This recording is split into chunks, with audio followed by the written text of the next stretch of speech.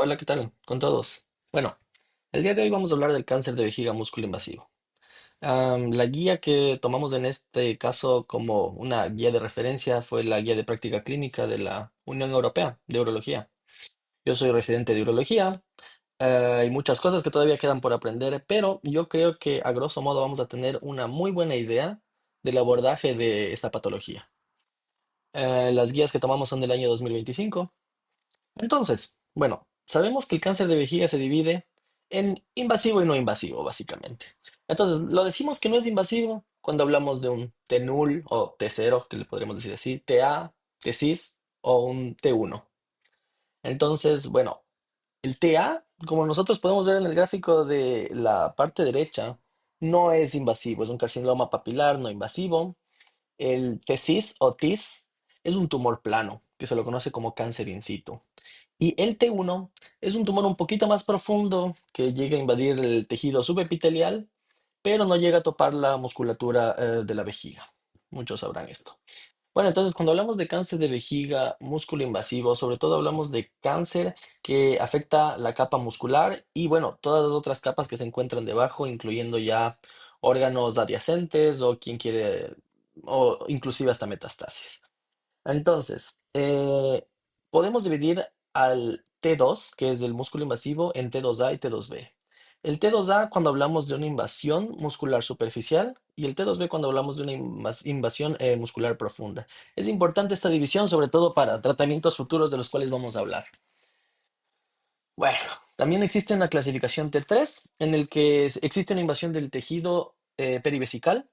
Existe un T3A y un T3B, así como existe un T4A y un T4B. Bueno, a partir del T2 básicamente siempre tenemos A y B. Entonces, del T3A hablamos de una invasión microscópica del tejido perivesical, pero el T3B es una invasión ya macroscópica. Podemos ver la masa, en muchos casos, extravesical. Cuando hablamos de un T4, existe una invasión no solamente de la vejiga en muchos casos, sino existe una invasión, como en el T4A lo indica, de estroma, bueno, es prostático, ahí está mal escrito, pero bueno, es estroma prostático de las vesículas seminales, del útero o de la vagina, sobre todo la pared anterior. El T4B es una invasión de la pared pélvica o de la pared abdominal, básicamente de tejido blando de la pared pélvica o abdominal.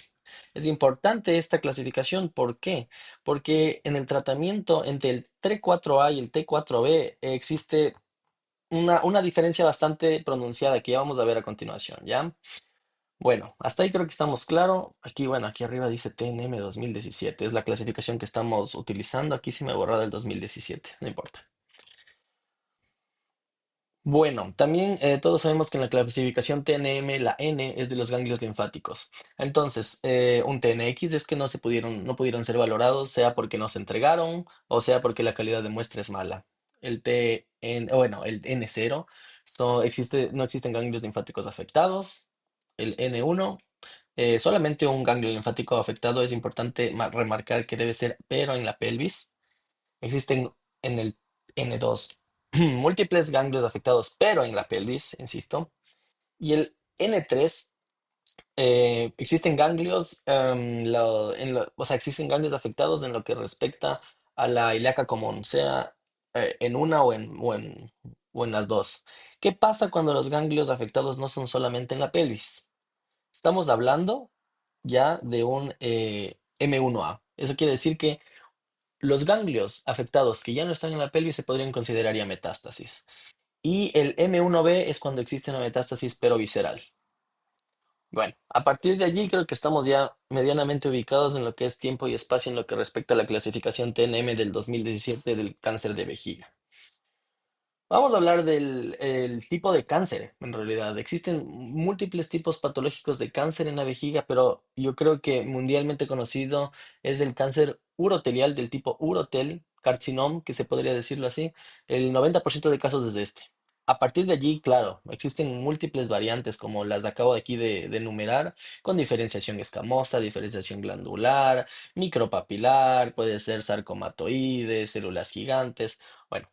Cada una de estas diferenciaciones, en su gran mayoría, tiene un pronóstico un poco peor, por así decirlo, ya que la mayoría de estudios que se ha realizado y la mayoría de manejos que se realiza es a través del cáncer urotelial, que es el 90% de los casos. Aquí a la derecha, bueno, solamente a manera didáctica les puse una imagen de sonografía en el cual en la pared, de seguro es la pared derecha de la vejiga, se encuentra una masa exofítica que invade el lumen de la vejiga. La vejiga está parcialmente llena y bueno, eso. Vamos a hablar un poco más en lo que respecta al diagnóstico. Entonces, dejando de lado ahorita un poco la clínica, que yo creo que en lo que respecta a la clínica, la gran mayoría está ubicada en tiempo y espacio, acerca de el clásico síntoma del cáncer de vejiga, que es la macrohematuria asintomática. eh, a pesar de eso, los B-síntomen o los síntomas B, sudoración nocturna, fiebre, pérdida de peso. La mayoría de veces los pacientes suelen presentarse con una macrohematuria. Es importante factores de riesgo que todos ya sabemos, sobre todo el tabaco. El tabaco es uno de los factores de riesgo más grandes que existe para esta patología. Entonces, cuando tú ya sospechas que el paciente tiene un cáncer de vejiga y tú ya has visto probablemente como en la imagen anterior que vimos, ves aquí en el sonógrafo una masa, entonces obviamente vas a tener que ver dentro de la vejiga. Vas a tener que ver dentro de la vejiga. Hay veces en que la masa no es tan obvia, pero se puede presentar un riñón ectático.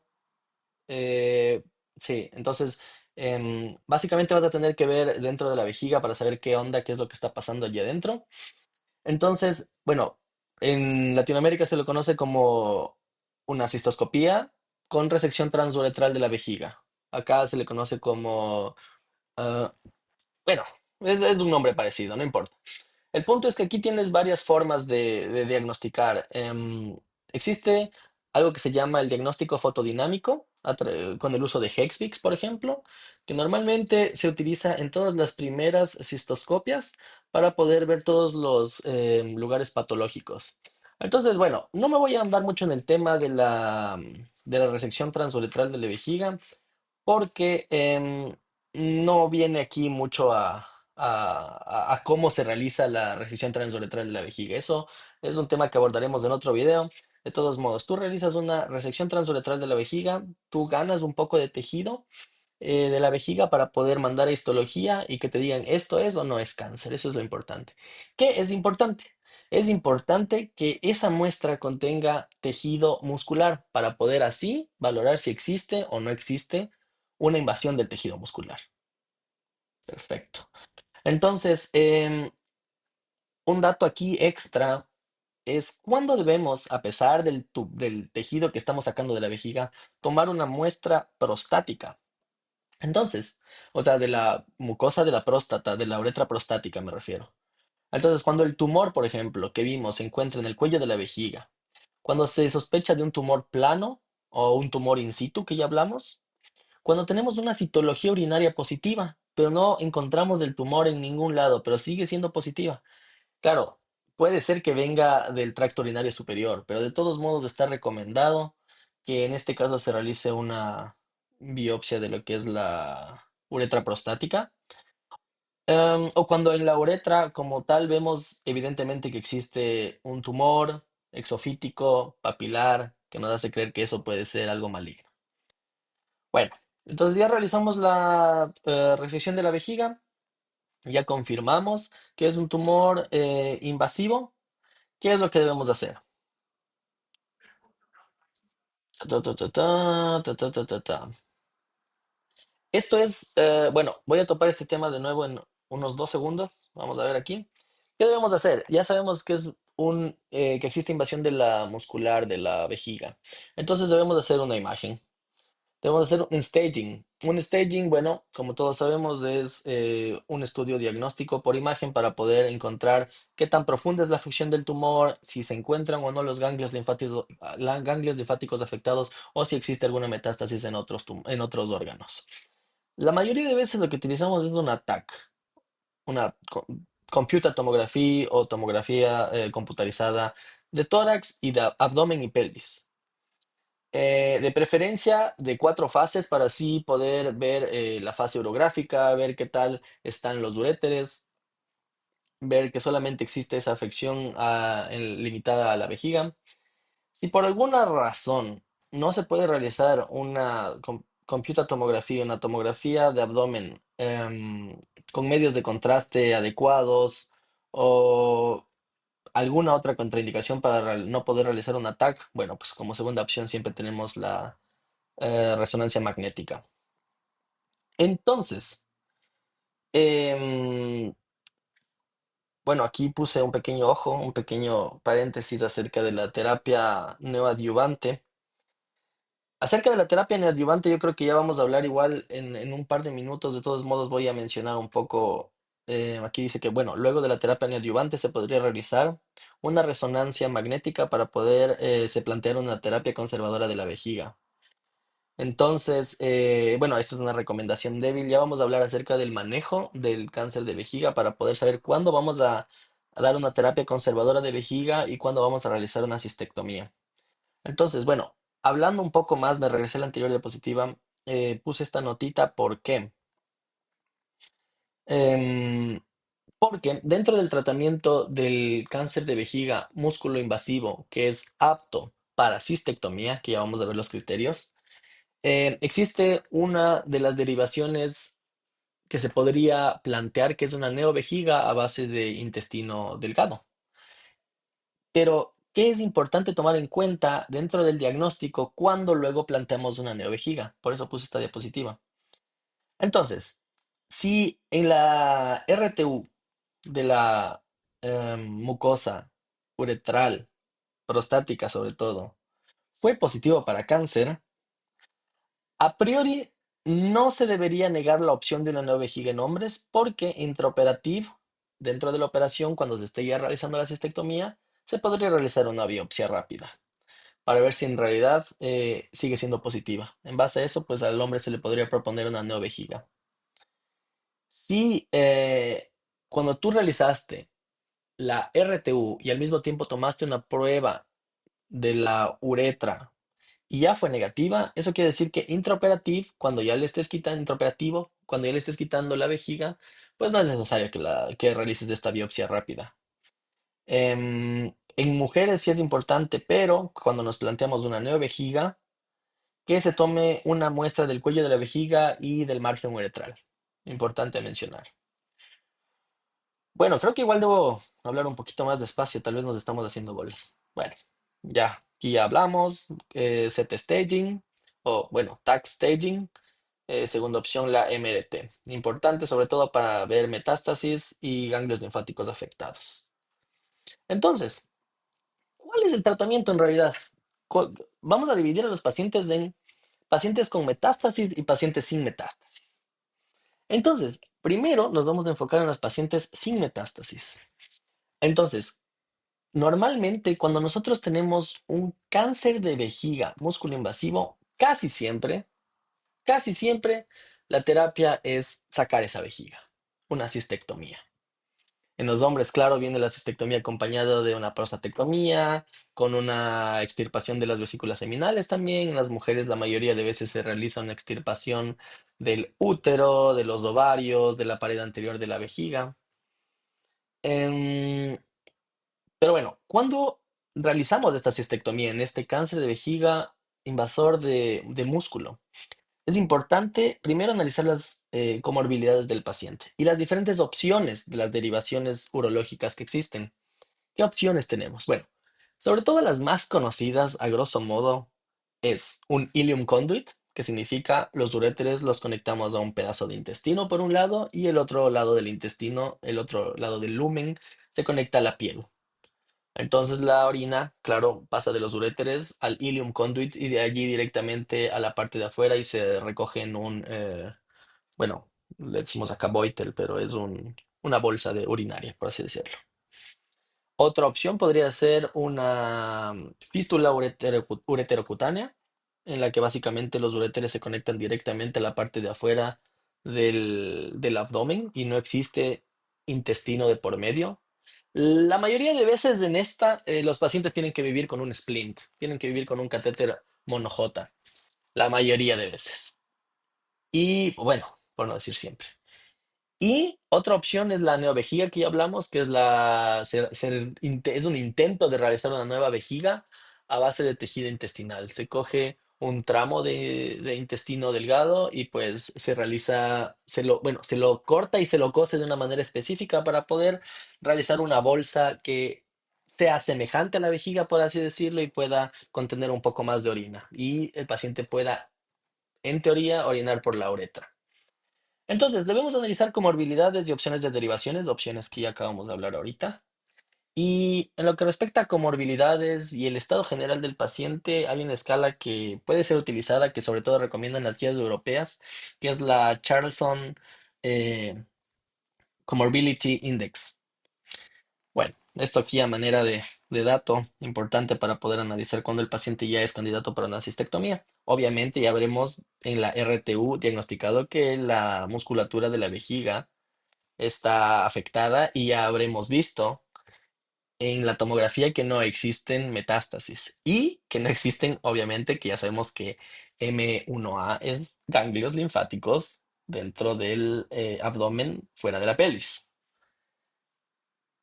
Cuando seguimos hablando del diagnóstico, hasta ahora no podemos hablar en lo que respecta al cáncer de vejiga de marcadores tumorales. No es específico todavía, no existe ningún marcador tumoral aprobado hasta el momento. Existen sí ciertos marcadores que nos ayudan a entender alguna preferencia por un tratamiento futuro, como por ejemplo el FGFR3, que es para un futuro manejo con erdafitinib. Erdafitinib, ya, sí lo dije bien. Inhibidor de la tirosinquinasa. Pero bueno, a grosso modo, marcadores tumorales no se utiliza. No está hasta ahora aprobado. Perfecto. Entonces, metiéndonos en el tratamiento todavía del cáncer de vejiga, músculo invasivo, sin metástasis, em, hay la escuela de los que prefieren un tratamiento neoadyuvante. Sabemos que la terapia neoadyuvante o quimioterapia neoadyuvante es la que se realiza antes de realizar la operación y la adyuvante es la que se realiza luego de haber realizado la operación. Entonces, en mi anterior trabajo, donde yo estuve en el posgrado antes, ellos tenían la costumbre de realizar una terapia adyuvante. En el que me encuentro ahora, están muy acostumbrados a realizar una terapia neoadyuvante. Entonces, como nosotros vemos aquí, esta terapia neoadyuvante se realiza en pacientes a partir del T2 al T4A. Eso quiere decir no está afectada la pared abdominal, que tengan ganglios negativos y que sea, ¿cómo se llama? Que no tenga metástasis. Bueno, igual se le puede utilizar con ganglios positivos pélvicos, ¿me entienden? O sea, porque al final tú, cuando vas a realizar la cistectomía, vas a terminar quitando los ganglios pélvicos, sobre todo de la ilíaca externa, vas a intentar de la hipogástrica o ilíaca interna y de la obturatriz. Pero, bueno, quédense en su memoria que es también para ganglios N1 de la pelvis, ¿ok? Entonces, ¿cuál es la terapia neoadyuvante más común y la que está aprobada ahorita, bueno, sobre todo en las guías europeas? Es una terapia combinada con cisplatin. En este caso, gemcitabine cisplatin es la más utilizada y la que más se ha hecho estudios. Sí es importante siempre analizar si el paciente es apto para recibir cisplatin. En la siguiente diapositiva les tengo unos criterios para saber si el paciente es apto para recibir cisplatin. Entonces, la inmunoterapia, que es diferente a la quimioterapia, la inmunoterapia como terapia neoadyuvante hasta ahora no se ha aprobado. O ver, se prueba en ensayos clínicos, pero oficialmente no está aprobado, ¿ok? Entonces, vamos a hablar luego de este PDL1 estatus, porque sobre todo en pacientes con metástasis para nosotros es importante, ya que utilizamos mucho lo que son inhibidores del checkpoint. Entonces, aquí les dejo este datito solamente para interés. Entonces, bueno, conclusión, tenemos opción de dar neoadyuvante y adyuvante. Sabemos que el tratamiento curativo, por así decirlo, va a ser la cirugía, que es la cistectomía, con extirpación de ganglios linfáticos. Entonces, dentro de esta terapia neoadyuvante, bueno, yo preferiría la neoadyuvante. Ahora que ya conozco la adyuvante y neoadyuvante, igual en la neoadyuvante el tumor en la mayoría de casos se involuciona, se hace un poco más pequeño, probablemente es más fácil operar, micrometástasis pues igual pueden hasta desaparecer, entonces bueno, yo creo, o mi recomendación sería hacer una neoadyuvante siempre. Em, es importante, como dije, gemcitabine cisplatin y hay pacientes que no son aptos para cisplatin. ¿Cómo sabemos que estos pacientes no son aptos para cisplatin? Entonces es importante saber hablar acerca de la filtración glomerular. Cuando ya tienes una filtración glomerular menos de 60, hay algunos que dicen 50 inclusive. Cuando tienes un performance status mayor a 2, eso quiere decir, bueno, para el performance status puedes utilizar la SOG, SOG o el Karnofsky. Eso quiere decir el paciente ya no, bueno, no se vale por sí mismo, necesita siempre mucha ayuda, es un poco complicado ya que el paciente sea independiente. Cuando ya existe una neuropatía periférica o cuando ya existe hipoacusia, cuando ya existe una insuficiencia cardíaca, es recomendado que antes de iniciar una terapia o una quimioterapia neoadyuvante con cisplatin, los pacientes tengan una valoración del servicio de neurología y del servicio de, bueno, en este caso se podría decir otorrino para evaluar la hipoacusia, para así saber primero si cumplen con esto de que no exista una neuropatía periférica o hipoacusia, y segundo para saber en qué punto estamos partiendo, vaya a ser un grado un poco menor que luego evolucione. Entonces, antes de empezar la neoadyuvante quimioterapia, sí es importante que exista una valoración por estos dos servicios y que exista, bueno, la debida valoración para saber el performance status del paciente, ¿ok? Perfecto. Entonces, un poco para topar el tema de la radioterapia en lo que es el cáncer de vejiga músculo invasivo, es importante primero de plano decir que no es la terapia estándar y que para los pacientes que son candidatos para cistectomía no es una opción, no es la radioterapia una opción. Cuando tenemos un PT3, PT4, cuando yo digo P significa ya realizamos la operación, obviamente, o que tenga unos ganglios positivos pélvicos, obviamente, podría ofrecerse la radioterapia como algo adyuvante. Ya sabemos que adyuvante es luego de la operación, para mejorar o para disminuir el riesgo de una recaída local, loco regional se podría decir. Bueno, en las guías este está como una recomendación débil. Yo personalmente no lo he visto hasta ahora, pero bueno, dejo ese datito ahí para interés de... Perfecto. Entonces, tratamiento de cáncer de vejiga musculoinvasivo. Vamos a hablar acerca de la cistectomía radical y las diferentes derivaciones urinarias. Bueno, ya hablamos un poco de esto. Entonces, cuando tenemos de un T2, eso quiere decir está afectada la capa muscular, hasta un T4A, es decir, se encuentran los órganos adyacentes afectados, pero no la pared abdominal o pélvica como tal. eh, que no tenga ganglios linfáticos afectados y que no tenga metástasis, aunque como digo, bueno, ganglios linfáticos en la pelvis podremos aceptarlos en muchas ocasiones, porque sí o sí vamos a sacar los ganglios linfáticos de la pelvis. Pero bueno, o cuando tengan un high risk de un cáncer de vejiga no músculo invasivo. Voy a hacer otro video acerca del cáncer de vejiga no músculo invasivo para poder eh, entender cuál es el very high risk de este tipo de cáncer. Antes creo que solo dije high risk, es very high risk, ¿ok? También cuando no haya respuesta a la terapia intravesical con BCG o recaídas tras la terapia intravesical con BCG, todo esto es sabemos, hablando un poco de cáncer de vejiga no músculo invasivo, que se realiza una instilación terapia, se dice, o terapia de instilación vesical, intravesical, ya. Bueno, tumores de extensos que no puedan ser manejados con una resección transuretral y o terapia intravesical, que ya hablamos. Entonces, tenemos dos opciones, sea una cirugía abierta, sea una cirugía robótica. Todos sabemos que ahorita la tendencia es a cirugía minimal, invasiva, con Da Vinci en la mayoría de veces. A la final los resultados se encuentran que son semejantes. Sabemos que, bueno, las cirugías abiertas tienen sus complicaciones de problemas de cicatrización, a veces de infecciones, a veces acumulación de... Uy, perdón, ya. Bueno, tiene sus complicaciones la cirugía abierta. Bueno, el beneficio es que en personas que todavía no dominan la robótica, pues la realizan a la abierta mucho más rápida. Te- Otra complicación podría ser un seroma. Bueno, en la robótica, igual y perforación del intestino suele ser una de las más comunes. De todos modos, bueno, resaltar que a la larga tienen unos resultados semejantes, sea robótica o sea quirúrgica abierta, ¿ok?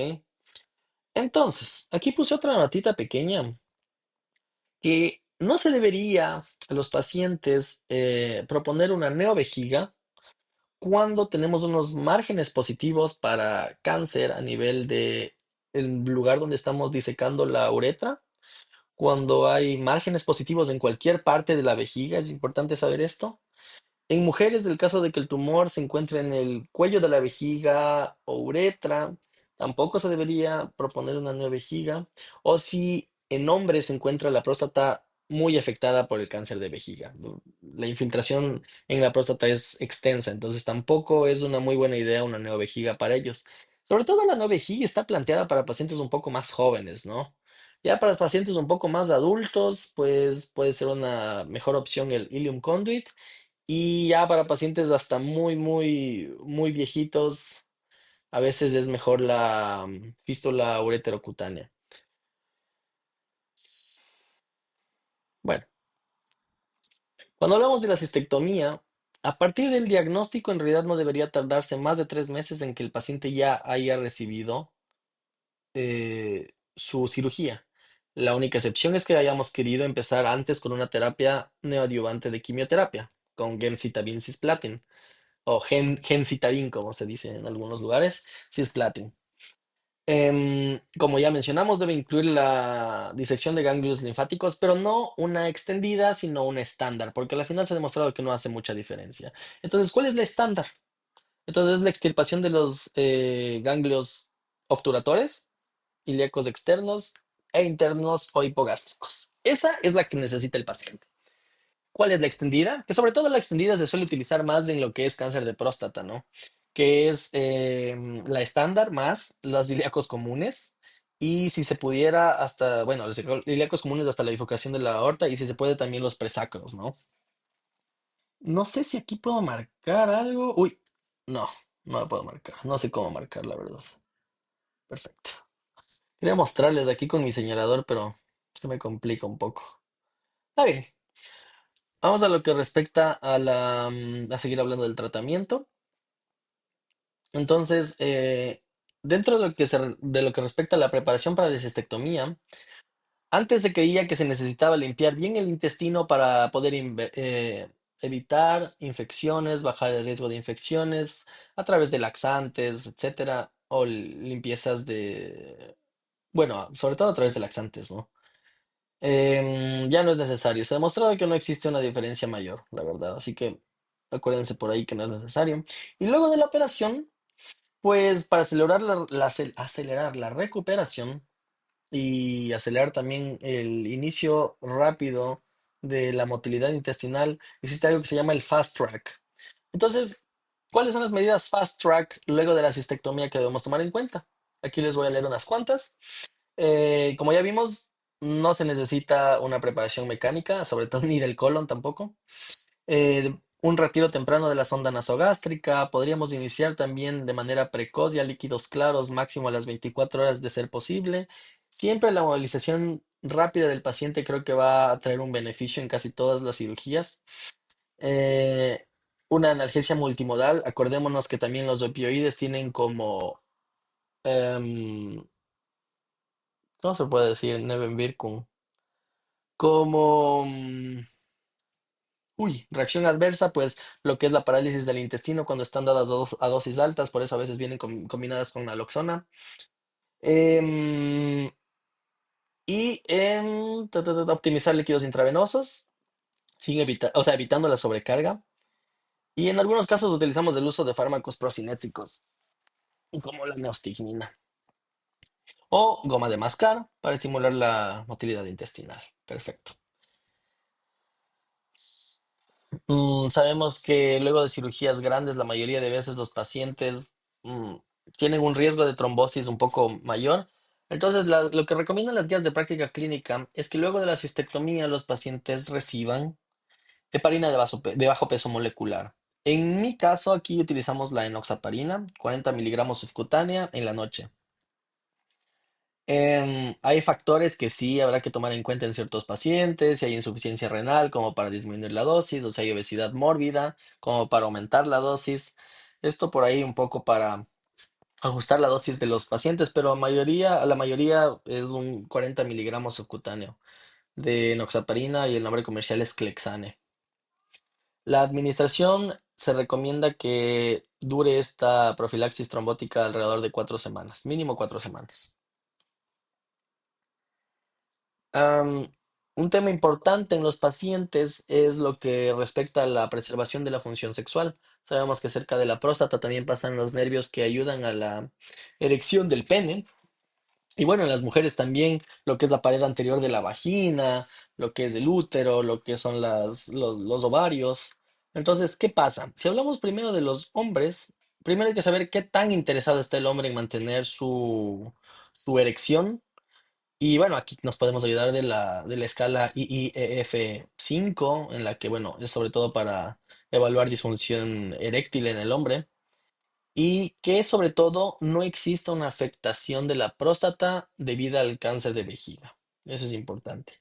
O de la uretra prostática o del cuello vesical. Eso es crucial para poder saber si se podría intentar dejar a los nervios en paz, por así decirlo.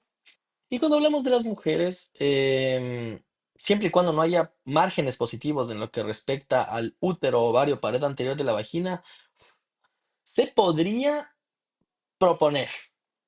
Es un poco más raro porque la mayoría de veces las pacientes que ya presentan cáncer de vejiga, pues son mayores de 50, 60 años en su gran mayoría, entonces poco suele importarles lo que es la función sexual.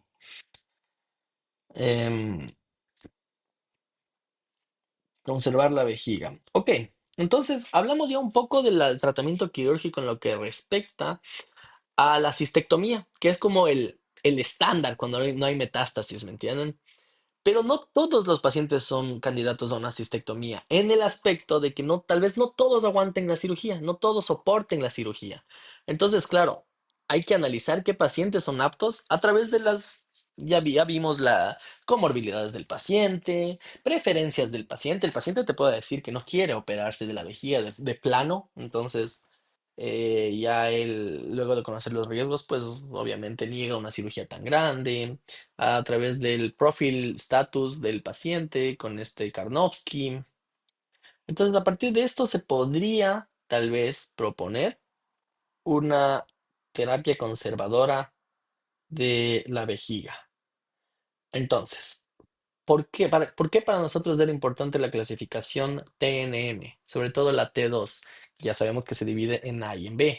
Porque cuando se encuentra solamente afectada la capa superficial de la musculatura, o sea, un T2A, existe la posibilidad, existe la posibilidad que a través de la RTU, de la resección transuretral, pues le hayamos pues eliminado el cáncer, hayamos sacado todo el tejido patológico. Entonces, hablamos de aquí para una terapia de conservación de vejiga, de una terapia trimodal. ¿Cuál es la terapia trimodal? Primero que podamos seguir confirmando a base de biopsias que hayamos ya sacado todo el tejido patológico a través de RTU. Segundo, aquí es cuando utilizamos radioterapia externa. Y tercero, la quimioterapia combinada, que ya sabemos que es gemcitabine cisplatin. Esta es la terapia trimodal cuando tenemos un cáncer de vejiga, músculo invasivo, que sobre todo es un T2A, que el paciente no sea apto para cirugía como una cistectomía, o que el paciente no quiera la cirugía, así de fácil. Entonces, cuando solamente damos radioterapia externa, pues no es un tratamiento suficiente. Cuando solamente hacemos la RTU, no es solamente un tratamiento suficiente. Y cuando damos solamente terapia combinada, pues no es un tratamiento suficiente. Hay algunos pacientes que sí, luego de la quimioterapia también ya no tienen cáncer, por así decirlo, sobre todo de la neoadyuvante, porque cuando tú realizas la cistectomía, claro, ese tejido lo mandas igual a patología y encuentras que esos pacientes luego de la neoadyuvante quimioterapia tienen un YP T null. Eso quiere decir que luego de terapia neoadyuvante ya no se encontró el tumor. Entonces, bueno, el punto al que quiero llegar es a que cuando tienes este tipo de cáncer que ya acabé de mencionar, la terapia es trimodal. Se prefiere utilizar las tres al mismo tiempo, no una sola. ¿Qué pasa cuando hablamos del tema de una cistectomía paliativa? Cuando, ¿se acuerdan que topamos del tema del T4A y B? Bueno, cuando hablamos del T4B, sabemos que ya se encuentra afectada la pared abdominal o la pared de la pelvis. Entonces, la cistectomía no suele ser una terapia curativa, pero suele ser una terapia paliativa. ¿Cómo? Al controlar los síntomas, a veces los pacientes tienen dolor, a veces los pacientes tienen mucha macrohematuria que requieren muchos concentrados eritrocitarios. Entonces, hay veces en que sí es necesaria igual la cistectomía. Hay ciertos pacientes que debido que tal vez no pueden ser aptos para sacarles la vejiga, pero se les puede intentar también hacer derivaciones urinarias dejándoles la vejiga adentro, como un ilium conduit o a veces una fístula ureterocutánea, dejándoles la vejiga adentro. Son casos ya un poco más excepcionales, pero importante dejar esto sobre la mesa para que así todos sepan que también se puede hacer eso. Pero bueno, en grosso modo ya dijimos lo que es el tratamiento estándar de la, del cáncer de vejiga músculo-invasivo sin metástasis. Entonces, ¿qué pasa en lo que respecta a la adyuvante? Pues bueno, la adyuvante sobre todo se ofrece a pacientes que no recibieron neoadyuvante. Es así de fácil. Hablamos un poco más de también de pacientes con PT3, 4, con o sin ganglios positivos y obviamente sin metástasis que no se haya dado un tratamiento neoadyuvante, se puede dar la terapia combinada, la quimioterapia combinada de gemcitabine cisplatin. Pero bueno, casi a todos se les suele dar, a todos los pacientes que no se les dio una neoadyuvante, se les suele dar una adyuvante. ¿Qué pasa cuando no es apto para cisplatin con los criterios que ya vimos? Se le puede dar una adyuvante. Ya vimos que no existe el tratamiento neoadyuvante con inmunoterapia, pero cuando hablamos de adyuvante, cuando ya sabemos que el paciente no es apto para cisplatin, podemos dar nivolumab, que es un checkpoint inhibitor que a partir de PT3, 4 con o sin ganglios pélvicos positivos está permitido. Entonces, hablamos del PDL1 status. Normalmente, cuando nosotros tenemos un cáncer de vejiga, o bueno, un cáncer urotelial, por así decirlo, de vejiga, eh, existe algo que se llama el PDL1 status, que sirve para saber si los pacientes van a responder mejor a la terapia, a la inmunoterapia. Nivolumab es una inmunoterapia. Entonces, cuando lo estamos haciendo de manera neoadyuvante, o sea, adyuvante en este caso, sabemos que el paciente ya no tiene cáncer, por así decirlo, porque luego de la cistectomía el paciente ya está curado. Entonces, como adyuvante, el nivolumab está aprobado, independiente de este PDL1 status. Perfecto.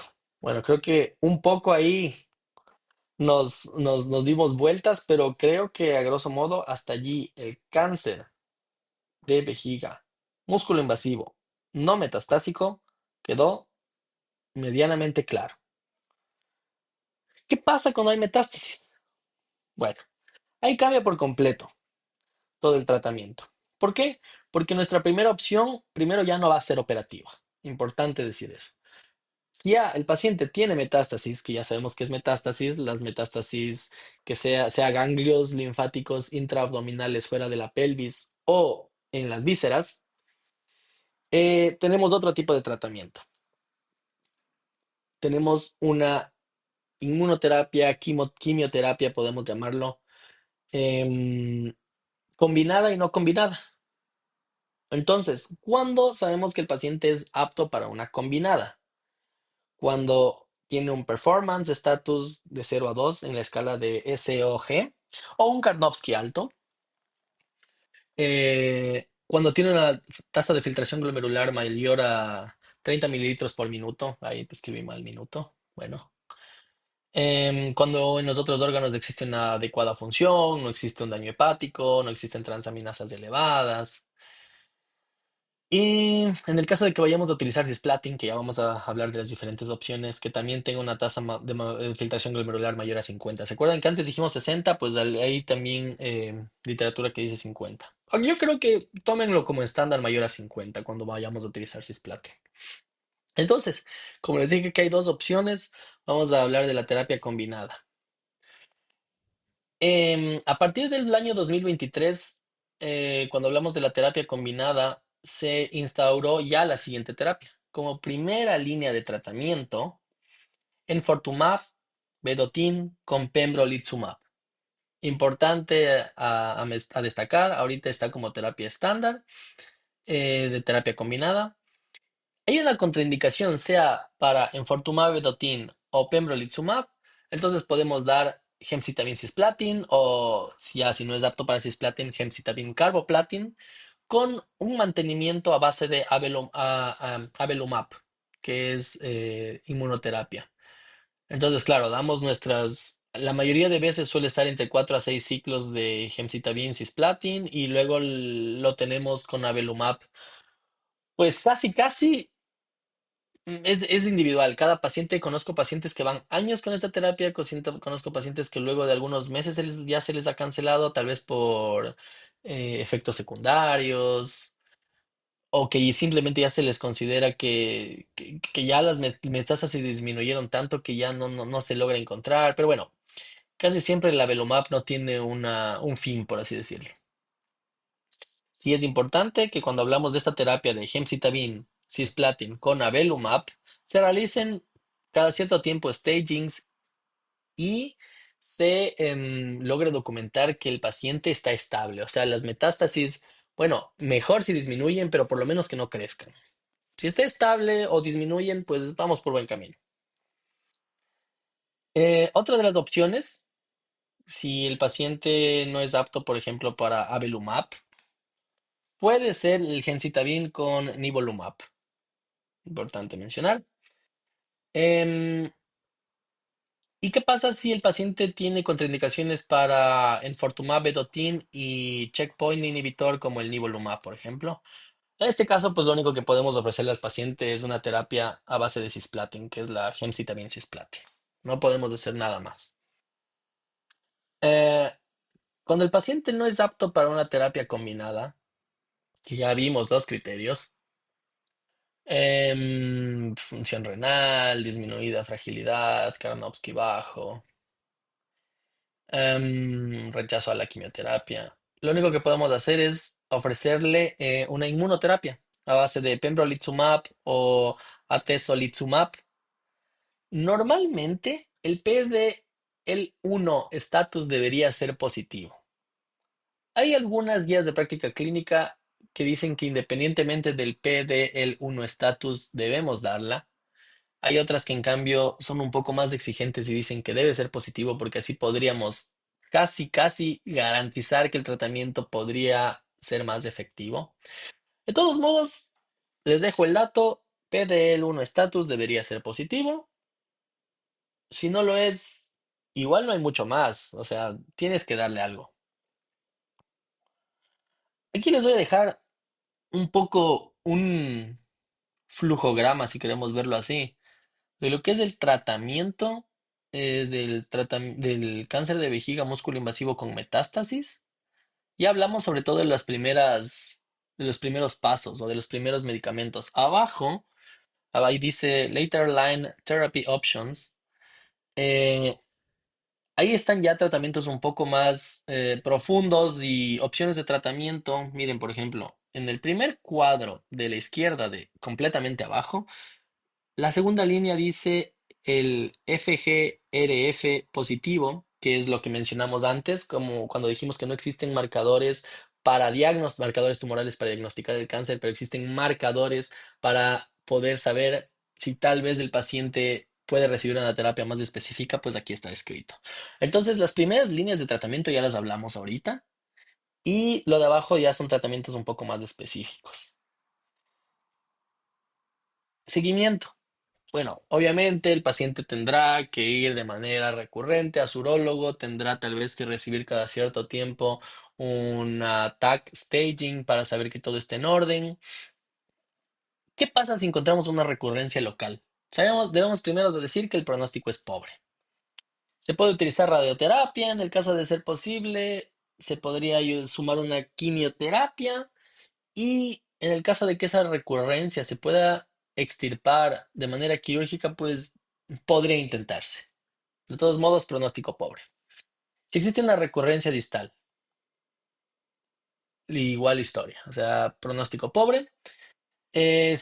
Cuando ya es distal, pues el tratamiento de primera línea podría ser una quimioterapia. Si existe una sola metástasis, podría proponerse una extirpación quirúrgica o radioterapia también adyuvante. ¿Qué pasa cuando la recurrencia se da en el tracto urinario superior o presencia de tumor secundario en la uretra? Bueno, este ya es un tema súper más profundo, entonces eso vamos a analizar en otros videos. De todos modos, que sepan que aquí hemos abordado la mayoría de cosas importantes en lo que respecta al tratamiento de cáncer de vejiga músculo invasivo. Aquí solo está un poco citada las guías de la Unión Europea de Urología y quiero agradecer por la atención prestada. Es mi primer video aquí, el primero de muchos que van a venir, porque así yo empiezo a repasar también un poco más, cosas que ya a veces uno tiene olvidadas por allí y bueno, me sirve un poco también, la docencia me gusta bastante, espero que me haya explicado un poco, si no, igual ustedes pueden dejar aquí unos comentarios y si yo tengo tiempos, pues los intento responder. De todos modos, espero que les haya ayudado esta guía para poder zafar dudas, para poder tener una idea general del tratamiento y poder también opinar un poco, ¿no? Sí es importante eso. Entonces, bueno, próximamente se van a venir otros videitos respecto a cáncer, respecto a otras enfermedades urológicas, que es lo que personalmente a mí me interesa en este momento. Y espero que les guste y chau, chau.